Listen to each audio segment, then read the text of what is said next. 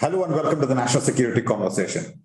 In October 2021, India's Foreign Secretary Harshvardhan Shringla made a two-day visit to Myanmar, a country with which India shares a 1,700-kilometer border. A press release issued by the Ministry of External Affairs in New Delhi highlighted that, and I quote, any developments in that country have a direct impact on India's bordering regions. For India, dealing with Myanmar's military regime has meant a fine balancing between safeguarding its national security interests, while at the same time signaling its preference for a political settlement and return to democracy in Myanmar. It has not been easy. First of all, India is deeply concerned about Myanmar's soil used by anti-India insurgent groups. Secondly, it needs to balance, if not outrightly condemn, the increasing Chinese economic and military influence inside Myanmar. So what does the coup mean for India's interests in Myanmar? Has the Burmese military grown closer to China in the wake of the coup, as reports indicate? What does this mean for the insurgency in India's Northeast, especially in Manipur and Nagaland?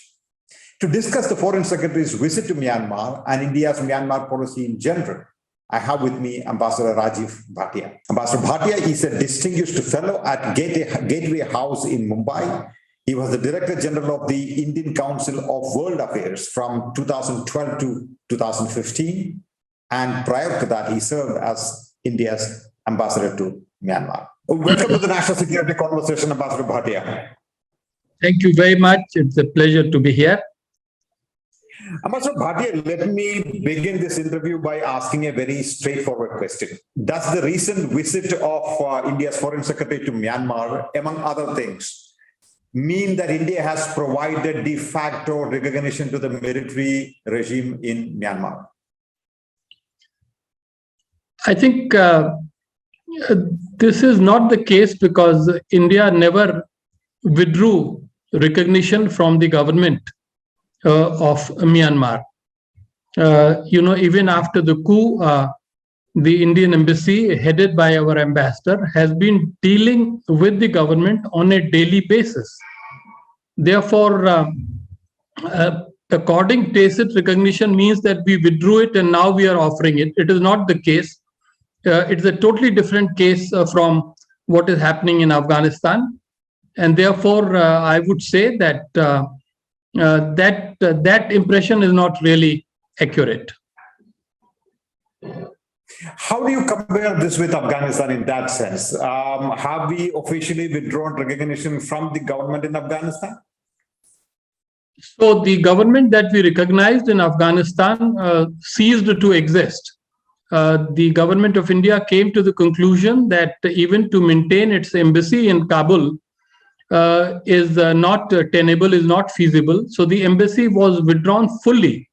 And therefore, when a new set of people seized power and became the government in Afghanistan, it had to be a recognition ab initio, and that recognition has not been extended.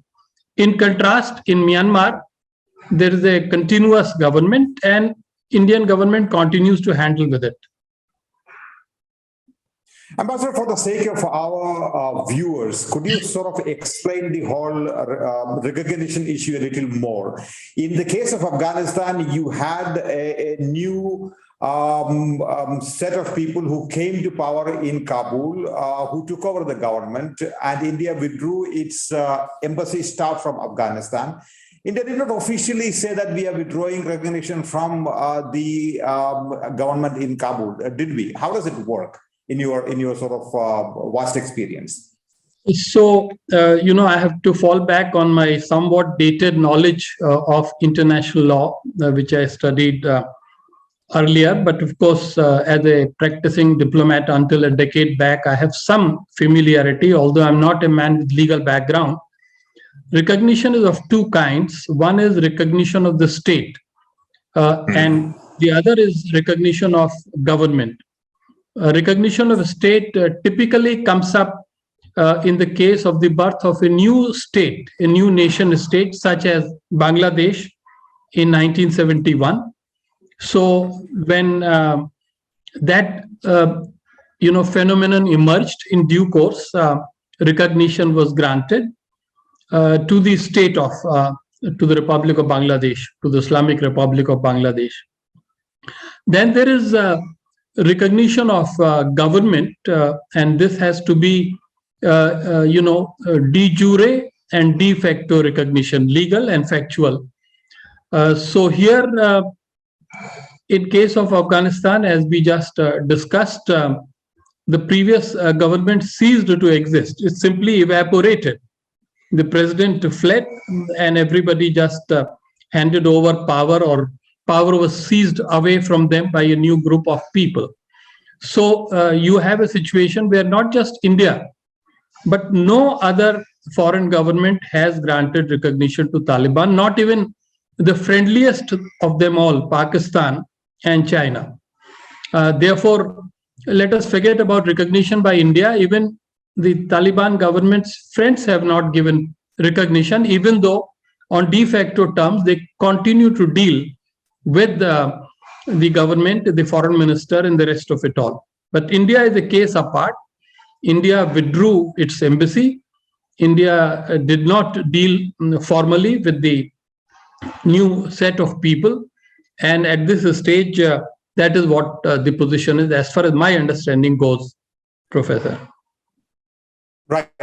In other words, in the case of Myanmar, there was a certain power transition by force or whichever way it was. That was not the case in the case of Afghanistan.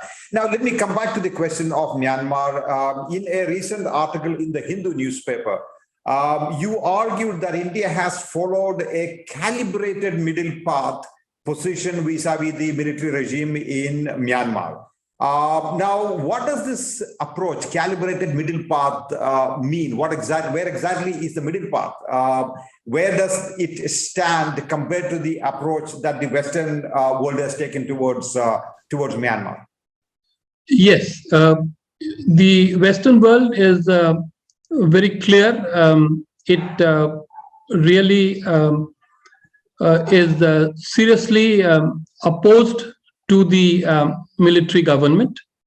Ideally, it would not have anything to do with it.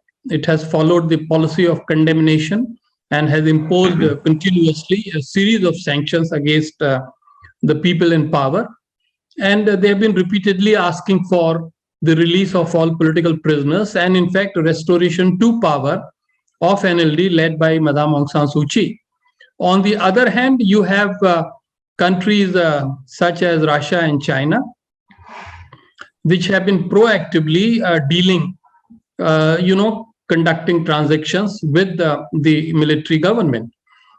In the case of India, the middle path comes from the fact that, first of all, the policy is very clear.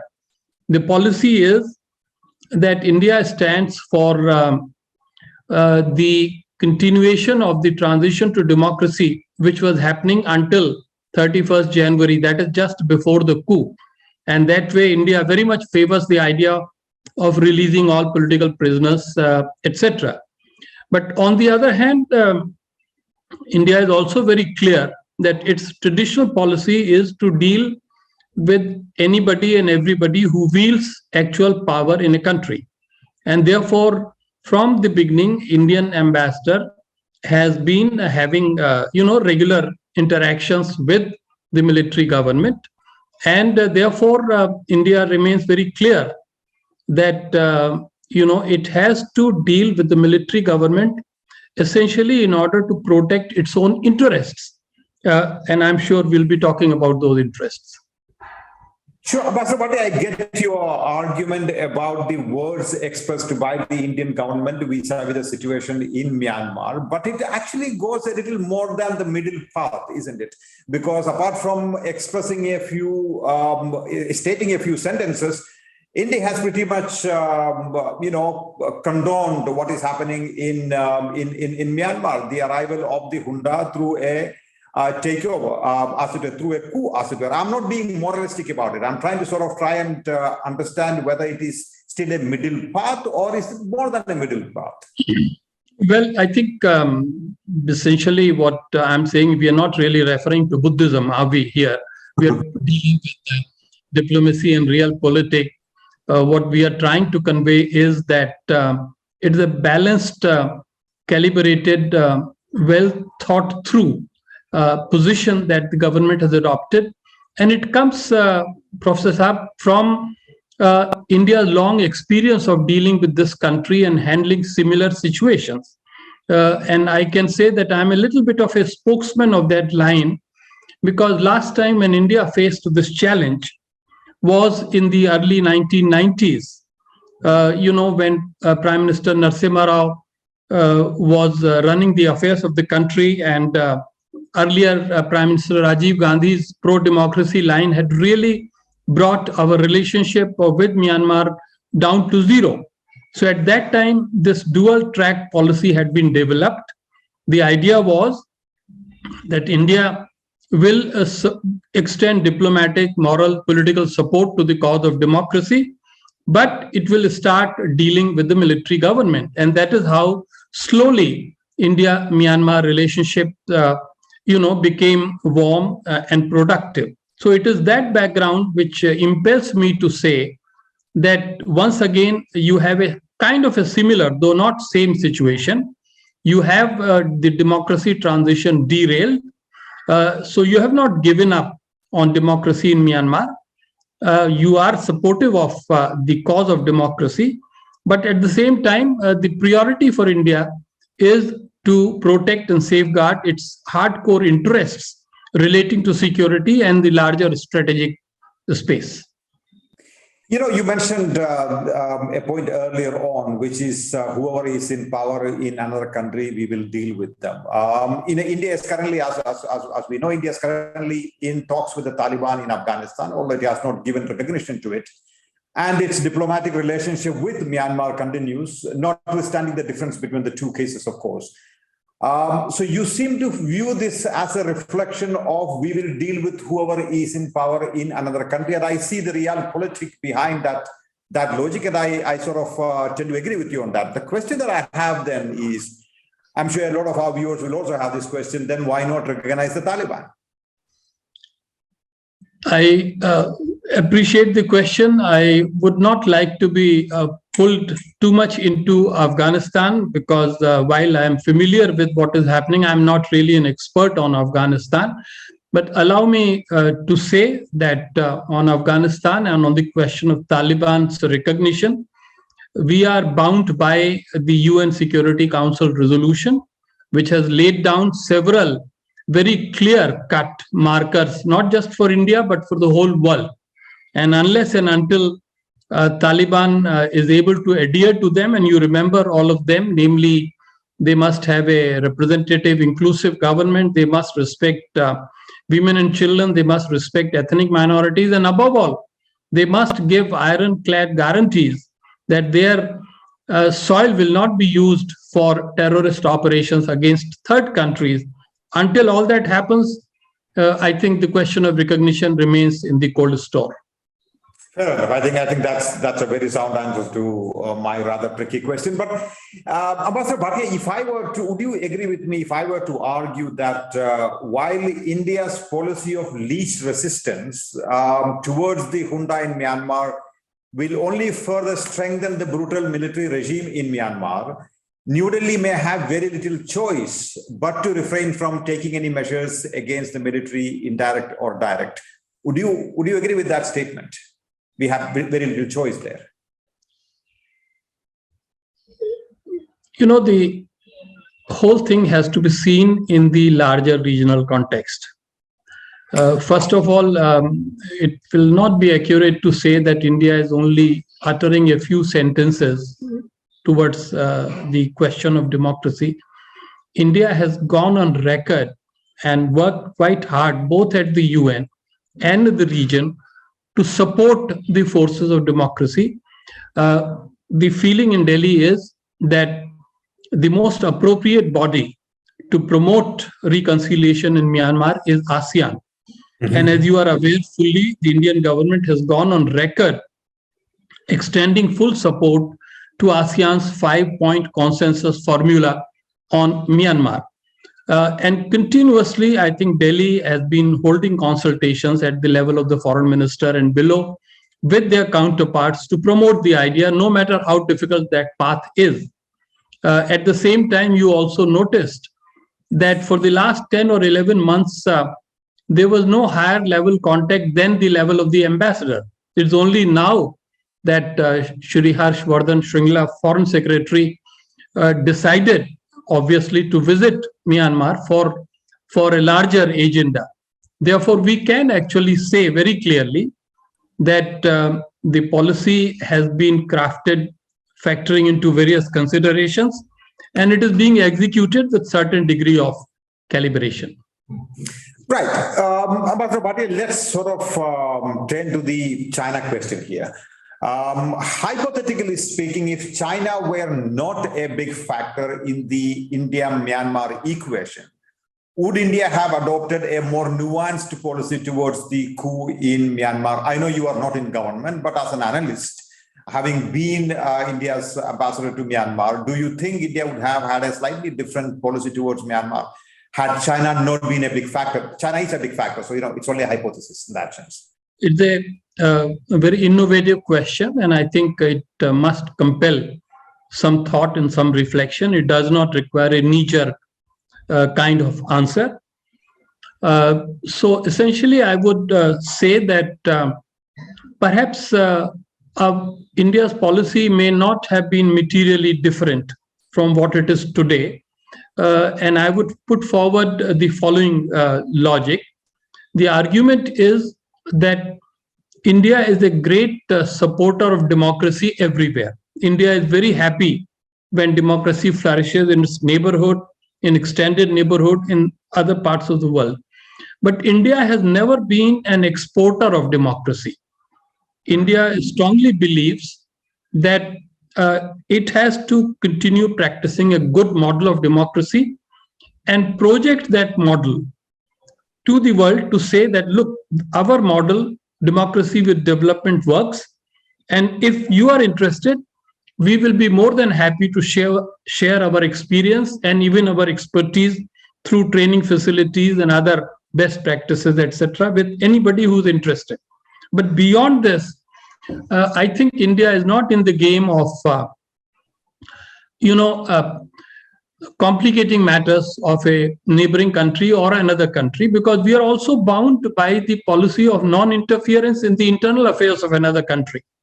So I would say that even if China factor had not been there, India would have had limitations beyond which it probably would not cross. And on the other hand, because instability in Myanmar creates direct negative impact on India, India would have to compulsorily deal with those who wield power in Naypyidaw. That's right. Ambassador Bhatia, give us a little history here. Historically speaking, what are some of the factors that have influenced India's policy towards Myanmar? And how does the recent coup, in some sense, offset or change that traditional approach that we have had towards Myanmar? Thank you very much. This is a section which is very close to my heart. And if you allow me, one of the persons who deeply impacted, I think, India's traditional policy on Burma, now Myanmar, was K.M. Panikkar. Panikkar, writing in 1943, when Burma was under Japanese attack and occupation, had said that the defense of Burma is the defense of India. And he went on to say that, in fact, no responsibility can be considered too heavy for India when it comes to the question of defending Burma. Now, it was then. My modern interpretation of this particular formulation is that the stability and security of Myanmar is of crucial importance for the stability and security of Northeastern India and therefore India. And hence I can say that our current policy must ensure the need to promote stability, which is obviously only possible through democracy, but also the security, at least of that part of region, Western Myanmar and Northeastern India, which are contiguous to each other. And therefore, this emphasis on security is also very important. Now, coming straight to the present, you are fully aware that our northeastern state, Mizoram, has been compelled to host several thousand refugees who have fled from Western Myanmar due to repression and instability there. We also have a situation where a number of anti-India insurgent groups keep operating from the Myanmar soil.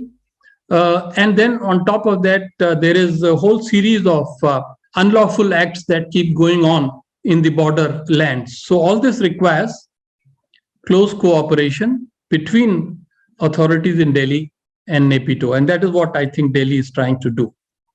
Right. Ambassador, going back to the late 1980s, when India offered some refuge to the pro-democracy protests, when the junta actually cracked down on the pro-democracy protests in Myanmar, you're looking at a very different approach that India has towards the pro-democracy protests and protesters in Myanmar.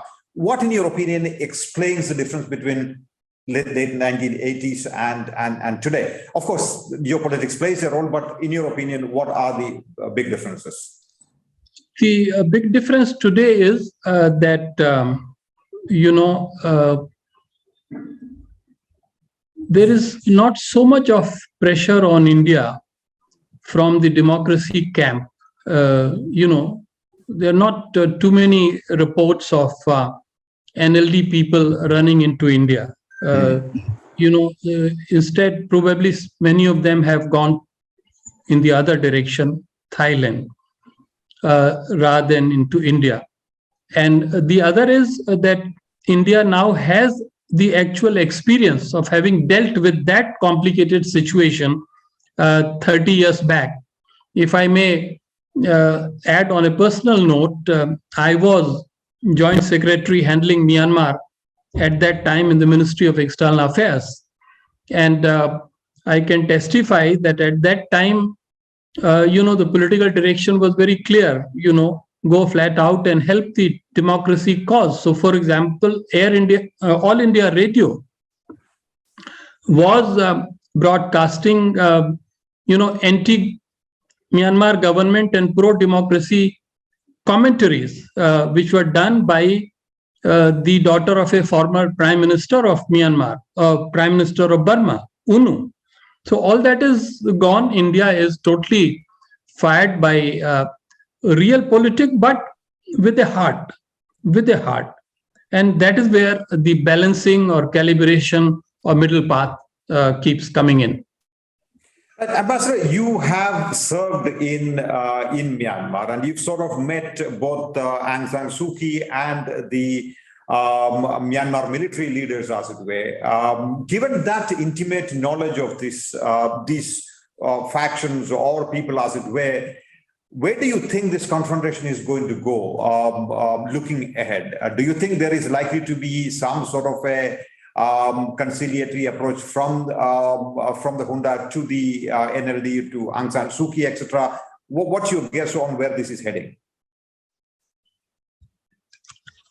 This is once again an attempt to try to lean on wisdom of the past and the understanding of the present to try to look into the future. I think this is what true scholarship should keep doing. And I think, thank you so much for this question. I would say that in the past, there was a phase which was very similar to the present phase. Then also the generals felt very insecure, and therefore they were very hardcore. They were not willing to show resilience or flexibility, exactly as the present military leadership is doing. But then subsequently, in the previous era, a time came when the junta felt sufficiently entrenched and felt that time had come to come up with a constitution which can offer hybrid or controlled democracy. That is how 2008 constitution was born. And knowing that the other side, the democracy camp, had no choice, they simply accepted that constitution. They went in for referendum, and a 2008 constitution was put into effect. In 2011, President Thein Sein, a retired military general, became the head of the state and the head of the government. So in a way, if we go by the need for a situation when military is really in full control, which is not the case today, as you know very well. Military does have an upper hand, but its control is contested. And it is contested not only by the traditional insurgent groups, but a large part of the populace. It has shown very clearly that they are not for the coup. And on top of that, elements of the opposition have also been using, violence in order to counter the violence by the military. So we are right now in a very delicate and difficult situation. This is the reason why the military has not responded properly to the ASEAN's 5-point formula. In fact, as you know, 3 days back, they have come up with their own formula, 5 points, which probably will not be taken too seriously. But we should hope that, without waiting for a time when the military would become far too confident to start a peace dialogue, that either the country itself or the region itself will find a mediator or a set of mediators who can get the two sides to start talking and proceeding forward, because I think all of the parties concerned know that violence is not the way out, that this country has to find a way to internal reconciliation.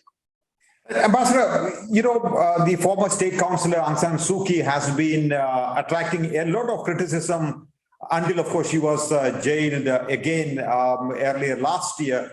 You met her several times. What are your impressions of her as a person, as a leader, and her stance towards India? There was some criticism also about, notwithstanding the criticism about how her government dealt with the Rohingya situation, also about a tilt towards China, as it were. But what are your own impressions about her as a person and as a leader? Madame Aung San Suu Kyi is an outstanding political leader in Asia.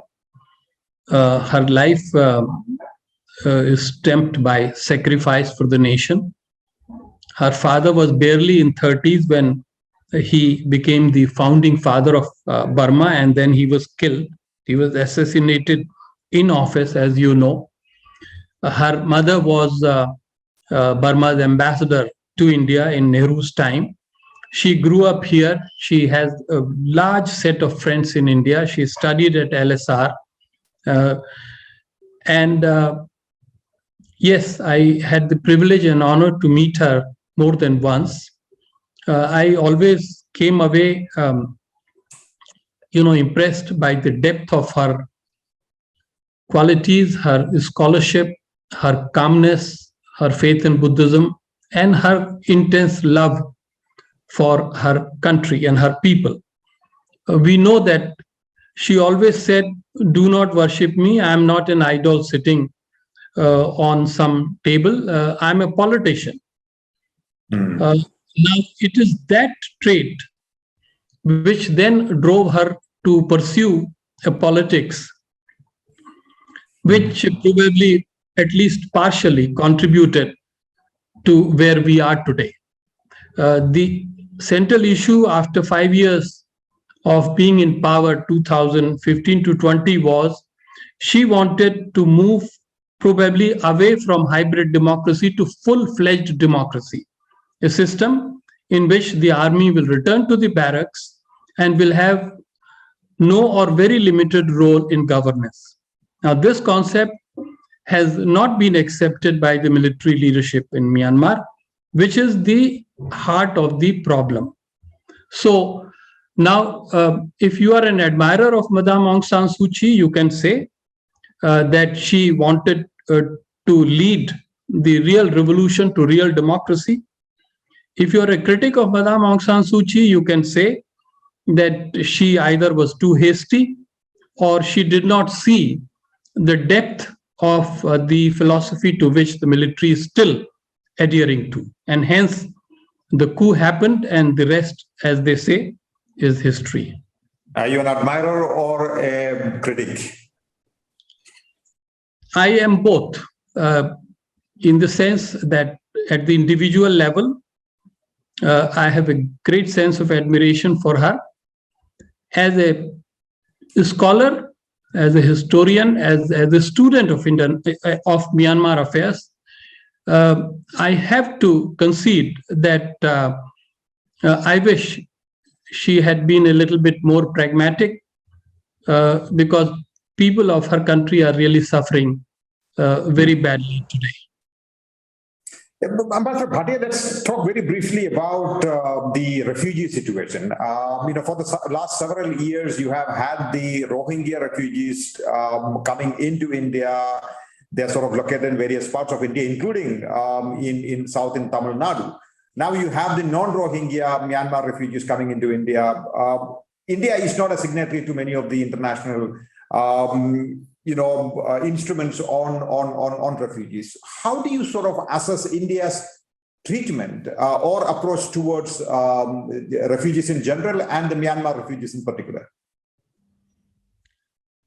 Well, it is a complex problem for the government and the polity to handle. We are a very large country. We have very large problems of our own.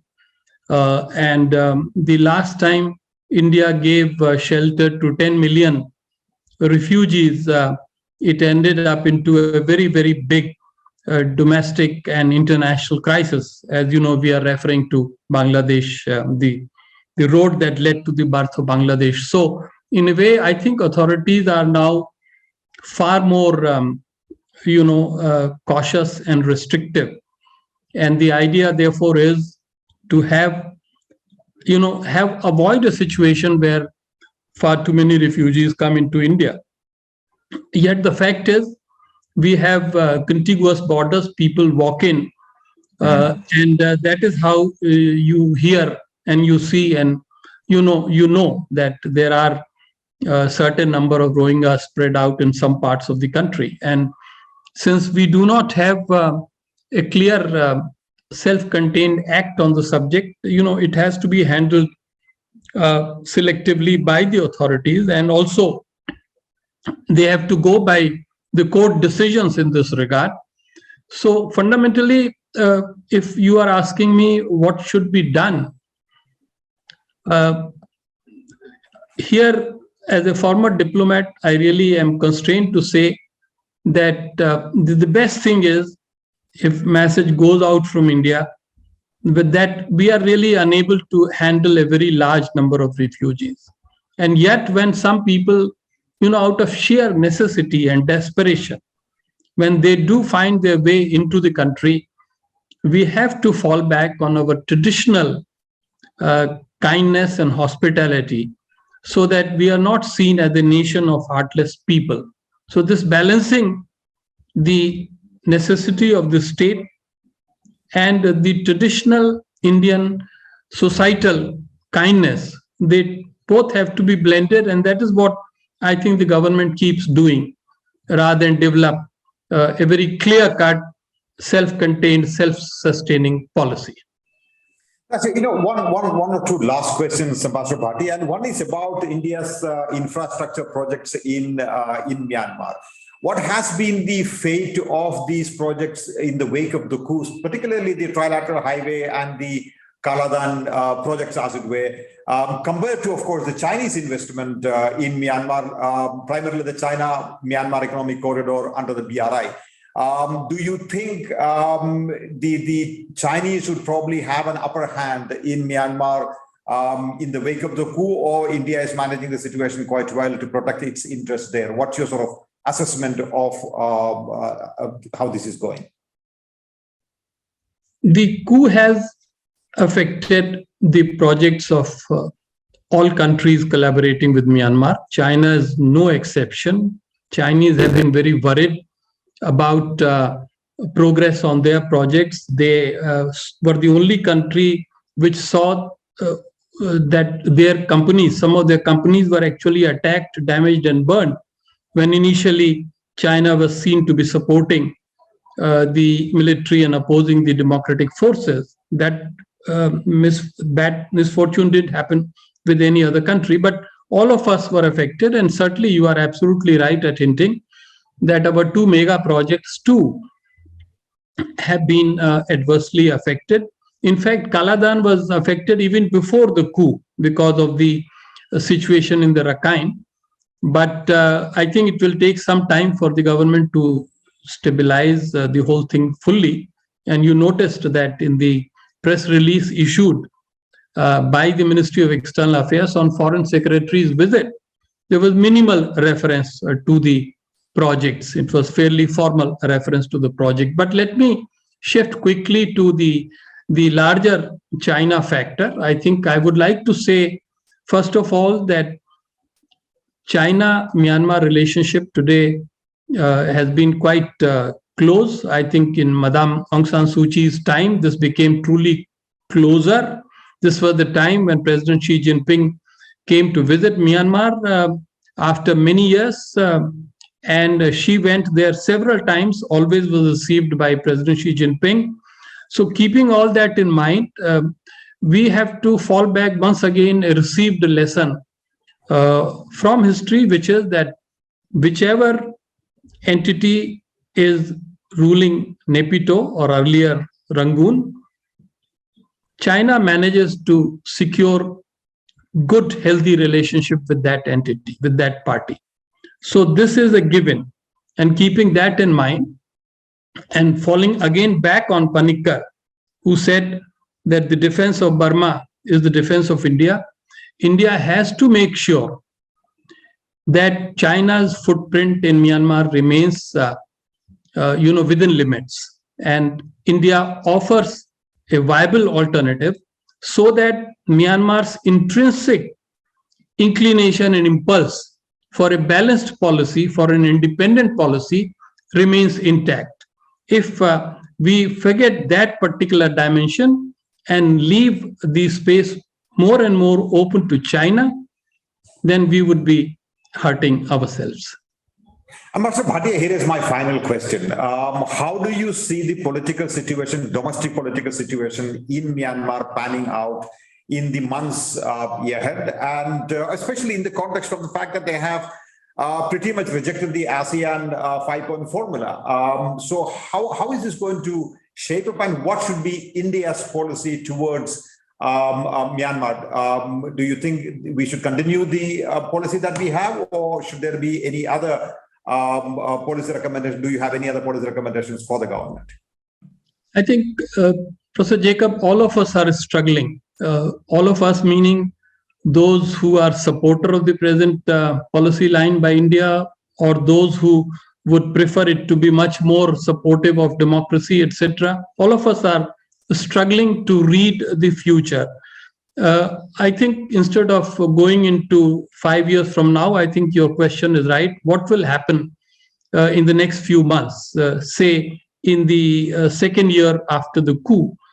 And here, I think we don't see anyone of repute within the country.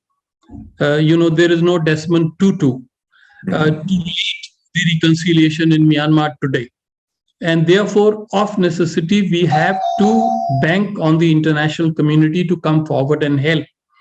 Here, we are very clear that, India and Japan within Quad has a big task to perform, namely to put some realism, before the US and Australia.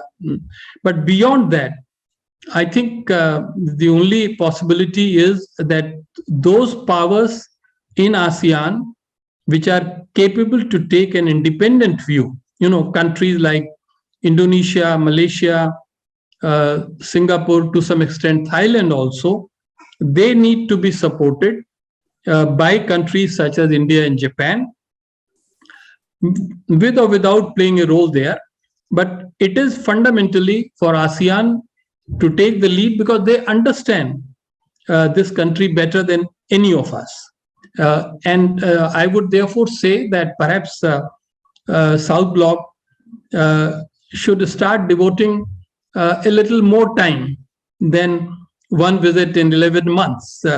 We sort of had forgotten this country for the first 10 months, and now we decided to do this. My only other suggestion would be that it doesn't have to be only a G2G relationship. There is a whole lot of the democracy constituency there. It is time for our political parties, our strategic community, think tanks, universities, youth leaders, if we truly care for this country, and we must, because it is a very important neighbor, then in a way, it is important for us to open up the non-governmental relationship so that we explore together and find ways to help the unfortunate people who are suffering of Myanmar today.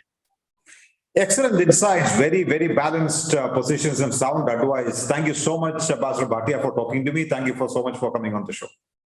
Thank you. It was really a great privilege for me to be here. Thank you and good luck to you.